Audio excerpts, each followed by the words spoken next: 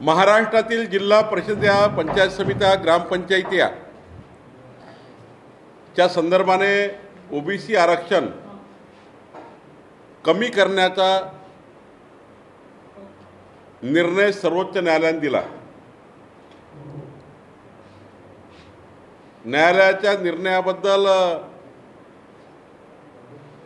मला काही टीका टिप्पणी करायची नाही आहे, पण न्यायालयाचा निर्णय का आला याच्या कारणात जर आपण गेलो तर महाराष्ट्र सरकारने 15 महिन्यामध्ये सर्वोच्च न्यायालयाकडे या निकाला संदर्भाने ओबीसी आरक्षण कसं योग्य आहे जे दिलेलं याबद्दलचा युक्तिवाद योग्य पद्धतीने मांडला नाही आणि म्हणून आज महाराष्ट्रातल्या जवळपास 100 जिल्हा परिषद सीटवर 200 पंचायत समितीच्या सीटवर आणि अनेक शेकडो ग्रामपंचायतच्या सीटवर या निकालाचा परिणाम होणार आहे। हा निकाल ओबीसी वर्गावर प्रचंड मोठा अन्याय करणारा निकाल आहे आणि या निकालामध्ये आपण पाहिलं असाल, जेव्हा माननीय देवेंद्र फडणवीस साहेब मुख्यमंत्री होते तेव्हा हे महाराष्ट्रातील एकूण जनगणना निहाय की महाराष्ट्रात एकूण असलेल्या लोकसंख्येनिहाय जर विचार केला तर हे आरक्षण अध्यादेश काढून टिकवण्याचं काम फडणवीस साहेबांच्या काळात झालं आणि म्हणूनच जिल्हा परिषद पंचायत समितीच्या निवडणुका झाल्या। निवडणुका थांबल्या होत्या 2.5 वर्ष, पण निवडणुका काय झाल्या तर माननीय देवेंद्र फडणवीस साहेबांच्या सरकारमध्ये आम्ही सर्वांनी ओबीसीच्या आरक्षणाकरता ओबीसींच्या सीट कमी नाही म्हणून अध्यादेश काढला आणि म्हणून या निवडणुका झाल्या आणि आज महाराष्ट्राच्या संपूर्ण ओबीसी समाजावर निवडून आलेल्या लोकप्रतिनिधीवर जी गदा आली आहे, सर्व लोकप्रतिनिधी अस्वस्थ आहेत आणि याकरता जबाबदार महाराष्ट्राचं महाविकास आघाडीचं सरकार आहे, ज्यांना महाराष्ट्र सरकारला अध्यादेश टिकवता आला नाही, महाराष्ट्र सरकारची बाजू सुप्रीम कोर्टात मांडता आली नाही, योग्य पद्धतीने त्या ठिकाणी वकील उभे करता आले नाही आणि 15 महिने दुर्लक्ष या सरकारने जाणीवपूर्वक या केसकडे केलं आणि म्हणून या सरकारचा मी निषेध करतो आणि सरकारला विनंती करतो की सोमवारच्या आतमध्ये सुप्रीम कोर्टाच्या वरच्या बेंचकडे जाऊन या निकालावर स्टे मागावा, 15 दिवसाच्या आतमध्ये निवडणुकीचं नोटिफिकेशन काढा। कोरोनाचं संक्रमण असताना 15 दिवसात कसं काय नोटिफिकेशन निघेल? महाराष्ट्रभर कोरोनाचं संक्रमण आहे, एकीकडे स्थानिक स्वराज्य संस्थेच्या निवडणुका पुढे ढकलल्या गेल्या, सहकार विभागाच्या निवडणुका पुढे ढकलल्या गेल्या आणि आता 15 दिवसाच्या आतमध्ये नोटिफिकेशन काढा असं आदेश आहेत। याकरता सुद्धा सुप्रीम कोर्टाच्या वरच्या बेंचकडे सरकारकडे गेलं पाहिजे आणि एकंदरीत महाराष्ट्राची जी परिस्थिती आहे ती विचारात घेऊन आज बघा, धुळे नंदुरबारमध्ये जर विचार केला, गडचिरोलीचा विचार केला तर एकही ओबीसी सीट मिळणार नाही, कारण त्या ठिकाणी एकूण 50% रिझर्वेशन एसटीचं राहणार आहे, शेड्यूल ट्राईबचं राहणार आहे। मग 50% सीट याच्यामध्ये पूर्ण एसटीचे राखीवणारं 50% आरक्षणाच्या आतमध्ये आपण आणलं तर नंदुरबार धुळे जिल्ह्यासारख्या जिल्ह्यात तर एकही सीट ओबीसीला मिळणार नाही आणि मग अशा परिस्थितीमध्ये संपूर्ण महाराष्ट्राच्या ओबीसी समाजावर अन्याय झाला आहे। एकीकडे महाराष्ट्राचं सरकारचं सर्व मंत्रिमंडळ ओबीसीच्या गोष्टी करतात, ओबीसी मंत्रालय ज्या फडणवीस सरकारने त्या ठिकाणी तयार केलं त्या मंत्रालयाच्या माध्यमातून या ठिकाणी ओबीसीला हे दिलं, ओबीसीला ते दिलं हे सांगतात, पण दुसरीकडे मात्र या केसकडे दुर्लक्ष होतं आणि म्हणून महाविकास आघाडीला एक तर मराठा आरक्षण टिकवता आलं नाही, महाविकास आघाडीला ओबीसीचं आरक्षण टिकवता आलं नाही. महाराष्ट्राचं आघाडीचं सरकार केवळ या ठिकाणी घोषणाबाजी करताय, लोकांमध्ये संभ्रम तयार करून समाजामध्ये तेढ निर्माण करताय. मराठाला समाजाला सांगतात ओबीसी बद्दल, ओबीसीला सांगतात मराठाबद्दल, पण दोनही समाजाला न्याय द्यायचं काम हे सरकार करत नाहीये. आणि म्हणून मी या सरकारचा निषेध करतो आणि माझी विनंती तातडीनं सरकारने मान्य करावी, नाहीतर महाराष्ट्राचा संपूर्ण ओबीसी समाज, महाराष्ट्रातला ओबीसी समाज रस्त्यावर आल्याशिवाय राहणार नाही. कारण ओबीसीच्या सीट्सवर हा मोठा परिणाम आहे. उद्या संपूर्ण महाराष्ट्राच्या स्थानिक स्वराज्य संस्थेच्या निवडणुकीमध्ये त्याचा फटका बसणार आहे आणि यामुळं एक मोठा असंतोष ओबीसी समाजात त्या ठिकाणी तयार होणार आहे. महाराष्ट्राचे विरोधी पक्षनेते देवेंद्र फडणवीस साहेबांनी सुद्धा आज महाराष्ट्र विधानमंडळात ही मागणी केली आहे.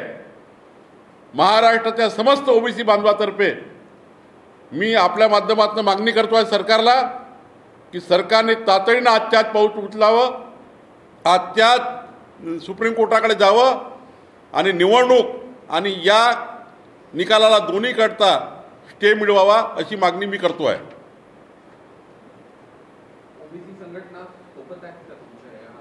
मी ओबीसी संघटनाशी बोललो नाही, पण हा निकाल संपूर्ण ओबीसी समाजाच्या संपूर्ण सिस्टीमवर फरक पाडणारा आहे. या निकालामुळं खऱ्या अर्थाने प्रचंड तीव्र नाराजी जनतेमध्ये पसरणार आहे. हा निकाल फार सोपा नाही आहे. या निकालाला थांबवता आलं असतं, या निकालाला टिकवता आलं असतं, या निकालाला त्या ठिकाणी योग्य पद्धतीने जर बाजू मांडली असती तर हा निकाल त्या ठिकाणी या पद्धतीने आला नसता. महाराष्ट्र सरकारने योग्य बाजू न मांडल्यामुळे हा निकाल आला आहे आणि त्यामुळं सरकारने पुढचं तातडीनं पाऊल उचललं पाहिजे, नाही तर ओबीसी समाज हा अन्याय सहन करणार नाही.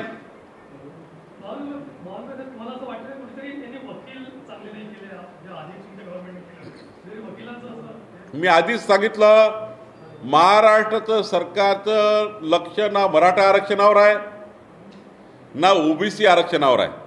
इतकी मोठी केस सुप्रीम कोर्टात चालू असताना, असा निकाल येत असताना महाराष्ट्रातल्या ओबीसी मध्ये काम करणारे जेवढे मंत्रिमंडळातले मंत्री आहेत त्यांनी लक्ष दिलं नाही, मुख्यमंत्र्यांनी लक्ष दिलं नाही, सरकारने लक्ष दिलं नाही आणि कोणीही या केसचा फॉलोअप केला नाही, कोणीही. आणि म्हणून असे निकाल आले आहेत.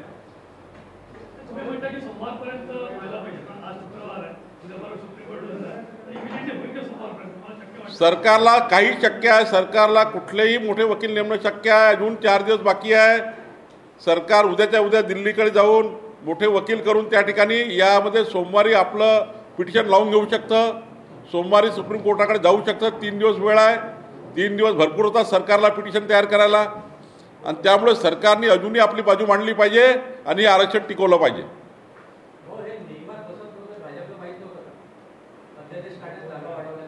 नियमातच आहे. जर तुम्ही महाराष्ट्राची जिल्हानिहाय पार्श्वभूमी जर घेतली तर नियमातच आहे, पण त्या ठिकाणी नियमानुसार आपली बाजू मांडली पाहिजे. खऱ्या अर्थाने मग अनेक राज्यामध्ये परिस्थिती अशी आहे ना, बाकी राज्यांनी आपली बाजू मांडली ना, त्याच्या ठिकाणी 50% वर आरक्षण गेलं ना, तर आपल्या सरकारने बाजू मांडली असती तर हा निकाल असा नसता आला. तामिळनाडूमध्ये हा प्रश्न निर्माण झाला म्हणून तामिळनाडू झाला, बाकी राज्यात हा प्रश्न निर्माण झाला नाही किंवा ते कोणी कोर्टात गेलं नसेल. पण या ठिकाणी ज्या ज्या राज्यांनी योग्य बाजू मांडली त्या राज्याला रिलीफ मिळाला आहे. तामिळनाडू सांगितलं ना. सर्वोच्च न्यायालयामध्ये जेव्हा जेव्हा आरक्षणाच्या संदर्भात काही निकाल आले तो आरक्षणाच्या विरोधातच आलेला नाही. सर्वोच्च न्यायालयाच्या बद्दल मला काही टिप्पणी करायची नाही आहे. मला महाराष्ट्र सरकारने या केसमध्ये दुर्लक्ष केल्यामुळं आज महाराष्ट्राच्या 100 जिल्हा परिषदा, जवळपास 200 पंचायत समित्या, अनेक ग्रामपंचायतला, शेकडो ग्रामपंचायतला फरक पाडणारा निकाल आहे आणि पुढच्या काळात येणारा प्रत्येक निवडणुकीवर फरक पाडणारा निकाल आहे. महाराष्ट्राची एकूण पार्श्वभूमी लक्षात घेता, जिल्हानिहाय संख्या लक्षात घेता, जिल्हानिहाय ओबीसीची आकडेवारी लक्षात घेता खऱ्या अर्थाने ही बाजू योग्य पद्धतीने न मांडणे हे सरकारचं अपयश आहे.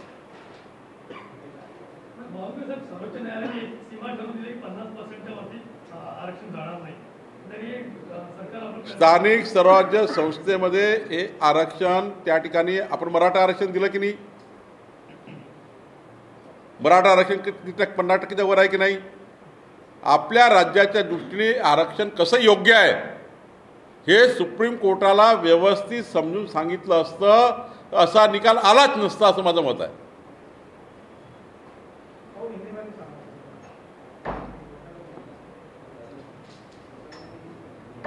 सुप्रीम कोर्ट में कल जो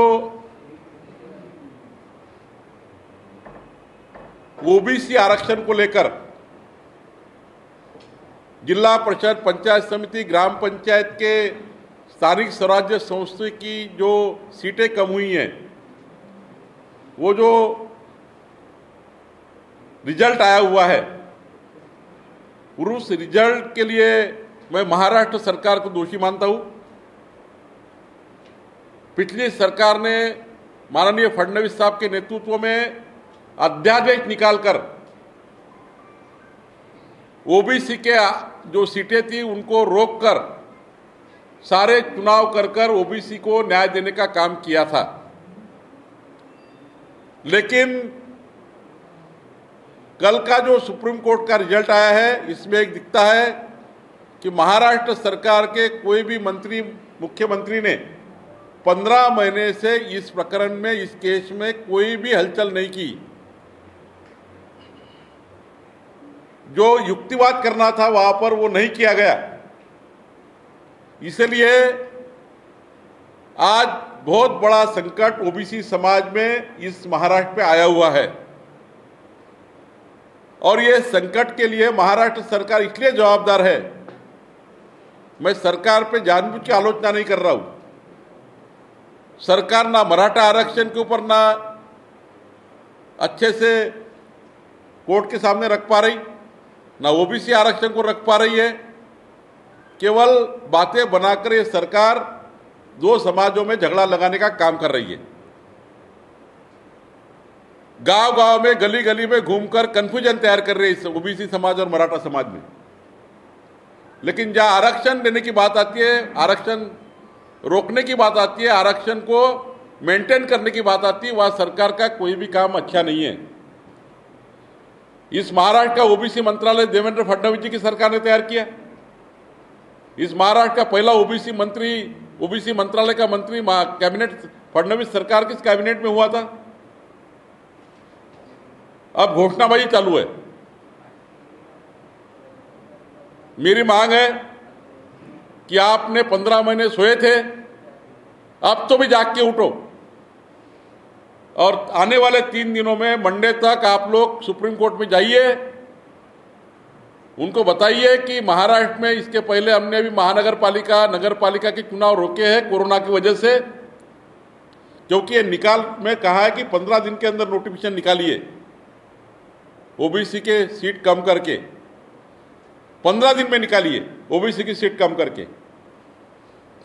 सरकार को मेरी विनती है कि आप कोर्ट में जा सकते हैं कि हमने ऑलरेडी हमारे सारे नगर पालिका, महानगर पालिका के चुनाव हमने एक्सटेंड किए हैं, सहकार विभाग के कोऑपरेटिव सेक्टर के चुनाव एक्सटेंड किए हैं. हम ये चुनाव 15 दिन में कैसे ले सकते हैं, कैसा नोटिफिकेशन निकाल सकते हैं. और दूसरा, हमने किया हुआ ओबीसी का जो आरक्षण की सीट जो अलॉटमेंट हुई है, ये सीटें कैसी बराबर है. तमिलनाडु ने किया, उन्होंने बराबर रखा, उनका बराबर हो गया. जो महाराष्ट्र सरकार जो फेल हो चुकी है, तो अच्छे वकील लगाकर हमारे पुनः दोबारा हमारी बात सुनवाई होनी चाहिए. नहीं तो महाराष्ट्र के ओबीसी समाज के अंदर बड़ा असंतोष होगा और ये असंतोष सरकार को बहुत महंगा पड़ेगा, ये कहने के लिए मैं आया हूं.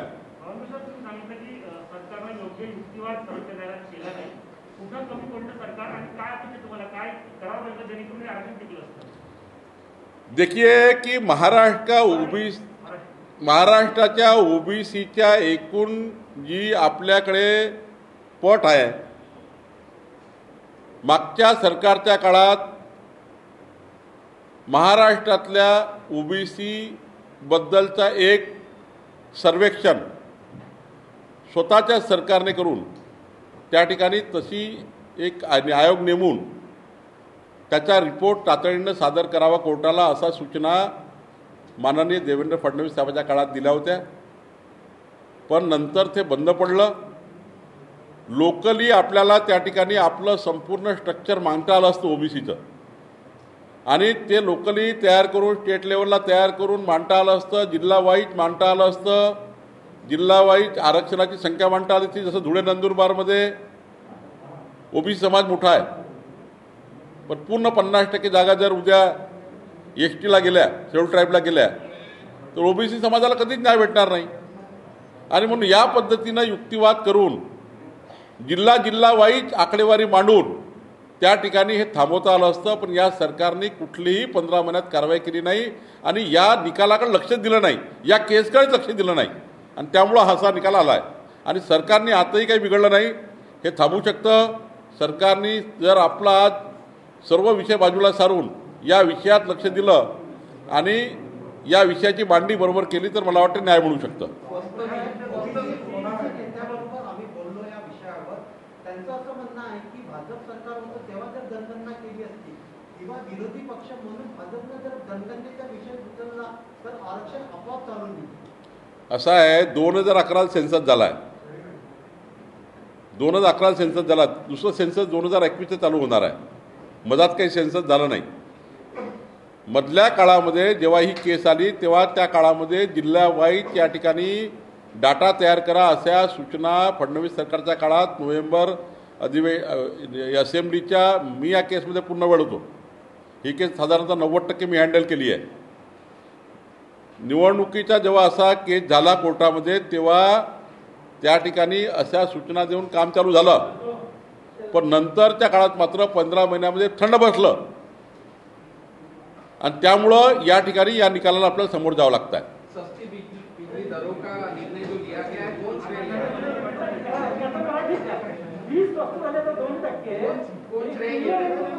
आरक्षणाचा विषय आहे, वारंवार ओबीसी संघटनांकडून मागणी करत आहे की ओबीसीची जनगणना जी आहे जातीय जनगणना ती करावी.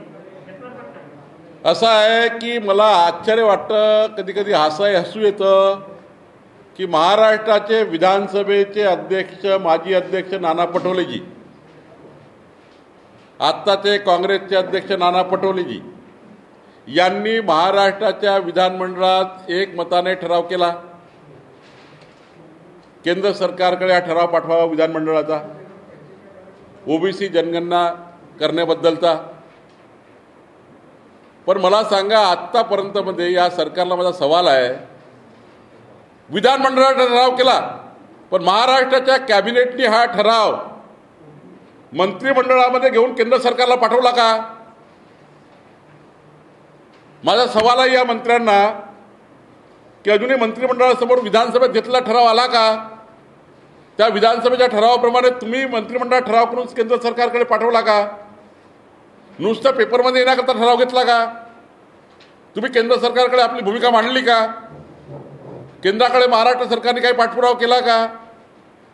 मग एकीकडे विधानसभा अध्यक्ष माजी अध्यक्ष यांनी ठराव केला, एकमता ठरावाला अनुमोदन भेटलं, आणि मग तो कॅबिनेट मंत्रिमंडळाकडे का नाही आला? तो केंद्र सरकारकडे का नाही गेला? त्यामुळं असं बोलण्यात काही तथ्य नाही, करायचं नाही आहे. यांना फक्त त्या ठिकाणी लोकांना कन्फ्यूज करायचं आहे. यांनी कृतीच केली नाही, अजूनही कृती केली नाही आहे. अजूनही कॅबिनेट समोर आले पाहिजे, तो ठराव सरकारकडे पाठवला पाहिजे, केंद्र सरकारला विनंती केली पाहिजे, केंद्र सरकारकडे फॉलोअप केला पाहिजे की महाराष्ट्राच्या तमाम 12 कोटी जनतेची या कॅबिनेट मंत्रिमंडळासमोर मागणी आहे. आम्ही मागणी करतोच आहे, त्या बाजूनेच आम्ही आहोत. मी 2 मोर्चातही गेलो आहे. त्या मागणीचा काही त्या ठिकाणी कोणी विरोध करत नाही, समर्थनच आम्ही करतो आहे. पण जर सरकार म्हणून विचार करायचा असेल, महाराष्ट्राच्या विधानमंडळाने एकमताने ठराव पारित केला ना, विरोधी पक्षाने काही विरोध केला काय? पण तुम्ही कॅबिनेट समोर का नाही आले? तुम्ही कॅबिनेट समोर का न येता तुम्ही त्या ठिकाणी पाठवला का नाही गव्हर्नमेंटला? केंद्र सरकारला का नाही पाठवला तो ठराव? आणि त्यामुळे हे सर्व काहीतरी टाइमपास करणे आहे आणि ओबीसी समाजाला भूलताबा देणे आहे, ओबीसी समाजाच्या तोंडाला पानं पुसणे आहे.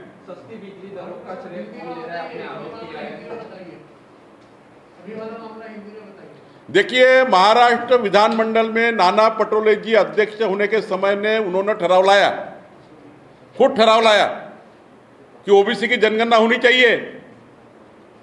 महाराष्ट्र विधानमंडल ने एक मत से वो ठराव को पारित किया। महाराष्ट्र सरकार के विधानमंडल में जो ठराव पारित होता है उसको महाराष्ट्र के कैबिनेट में लेकर केंद्र सरकार को भेजना पड़ता है। आज तक वो विधानमंडल का ठराव केंद्र कैबिनेट में नहीं आया और कैबिनेट में आकर केंद्र सरकार को कोई भी फॉलोअप नहीं हुआ। केंद्र सरकार को महाराष्ट्र के 12 करोड़ जनता की क्या मांग है ये भेजी नहीं गई महाराष्ट्र सरकार की तरफ से। इसलिए ये केवल बातें करते हैं और इसमें ये कोई भी ओबीसी समाज के लिए न्याय देने के लिए काबिल नहीं है।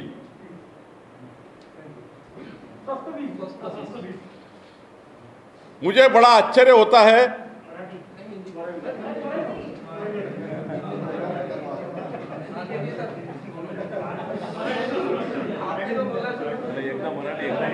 महाराष्ट्र विद्युत नियामक आयोगाने आज राज्यातल्या जनतेकरता 2% विजेच्या बिलामध्ये सूट म्हणजे विजेचे बिल 2% कमी राहील येणाऱ्या बिलापेक्षा असा जो निकाल दिला आहे। या निकालाबद्दल मी महाराष्ट्र विद्युत नियामक आयोगाचं अभिनंदन करतो। पण अभिनंदन करताना एक जाणीवपूर्वक सांगेल हे नवीन सरकारचं कुठलंही यश नाही। 2019 मध्ये मी मंत्री असताना जी याचिका मी विद्युत नियामक आयोगाकडे सादर केली होती त्या याचिकेचा हा निकाल आहे। बहुवार्षिक याचिका दिली होती 5 वर्षाकरता पुढच्या आणि पुढच्या 5 वर्षाकरता जी याचिका दिली त्या याचिकेतला निकाल आहे आणि त्यामध्ये बाजू मांडली होती विजेचे रेट कशी कमी करता येईल आणि म्हणून हा निकाल आला आहे। याचं श्रेय घेणे म्हणजे खऱ्या अर्थाने या सरकारने पुन्हा आपलं हसू करून घेऊ नये। हे श्रेय असेल केवळ तर भारतीय जनता पार्टीच्या फडणवीस सरकारचा आहे। माझा दावा आहे तो खोडून काढावा। 2019च्या भारतीय जनता पार्टीच्या सरकारच्या बहुवार्षिकी याचिकेवर महाराष्ट्र विद्युत नियामक आयोगाने हा निकाल दिला आहे। महाराष्ट्रातील number 1 news website tv9marathi.com 11.9 million युजर्ससह पहिल्या क्रमांकाची मोहोर। बातमी महाराष्ट्राच्या हिताची, बातमी तुमच्या काळजीची। प्रत्येक बातमी सुपरफास्ट, प्रत्येक बातमीचे पैलू वेगवान, तथ्यांवर आधारित बातम्यांचं रोखठोक विश्लेषण। लॉग ऑन करा मराठीतील नंबर 1 न्यूज वेबसाइट tv9marathi.com।